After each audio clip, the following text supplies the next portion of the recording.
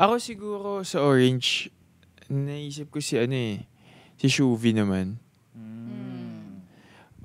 Siguro sa mga stories niya din na nakukwento. Tapos, unexpected din yung friendship namin. Kasi yung friendship din namin kasi ni Shuvi, parang work, work, work friends lang kami.